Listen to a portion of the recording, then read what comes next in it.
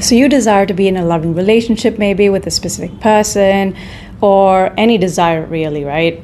And let's say you've been repeating statements, that is, affirmations of how you're already in a loving relationship, and you've been doing it for a while now. But in doing so, maybe you found that affirmations have given you hit or miss results, or you interpret your circumstances as being hit or miss, right? And so you feel exhausted from affirming. You're just tired of it. Maybe affirmations may have gotten you nowhere. And so they become tools for you that reinforce your mistaken identity. This illusion of a separate self made of thoughts, beliefs, and narratives. And you do this for quite a while. So this illusion of separate self, meaning this mistaken identity, this concept of a separate self, is essentially a mental construct. It's a collection of personal experiences throughout your life, collection of emotions and thoughts that each of us come to define as me. So the self seems very real and is the basis on which we often operate in the world, right from when we were kids. So when it comes to relationships, this illusion can be kind of tricky. If you believe that you are fundamentally separate from the person you desire, it creates a sense of otherness.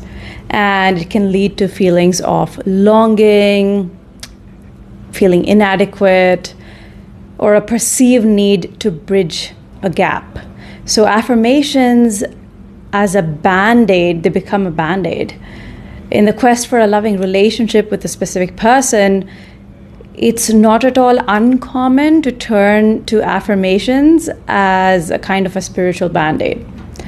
Now, you might find yourself repeating phrases like, I'm in a loving relationship with, insert your specific person's name, or I am loved, cherished, and adored by my specific person.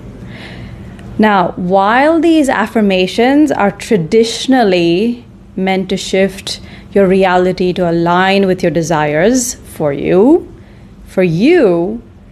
they often highlight the separation rather than reveal to you that the separation does not exist in the first place. So you affirm in reaction to a feeling of absence or lack, because deep down you don't fully see through the illusion of being separate. You don't see through the illusion of being different from what you desire. So the truth about affirmations, or true affirmations, are not about changing the universe to serve your desires, but about realizing your inherent connection to all things, including the person you desire. So when you come from this understanding, affirmations don't cover up your insecurities. Instead, they reveal a deeper truth that we are not separate from anything and anyone we desire, not one single person. So this shift in perspective is what causes your desires to manifest. It really is as simple as that. So let's take an example, right, just for a second. Let's say you want to be in a relationship with someone named Alex. You start affirming your connection with Alex, believing this will bridge the gap between your current reality and your desired relationship with this person. However, as you do this, you most likely find yourself obsessing and compulsively focusing on the absence of the relationship in your present moment, which keeps reinforcing the sense of separation. And then further, you keep affirming to try to close this perceived gap between you and your desires. Again, it's not your fault. Instead, if you see through this illusion of separation, that Alex and the love you seek are not fundamentally apart from who you are, your affirmations naturally change. They become affirmations of realizing what's already true rather than what is true in the future. For instance, I am complete and connected with love, and those who I love becomes a true affirmation. There's no gap to bridge now, because you recognize that the essence of your being and Alex's are not divided at a fundamental level, at a basic level.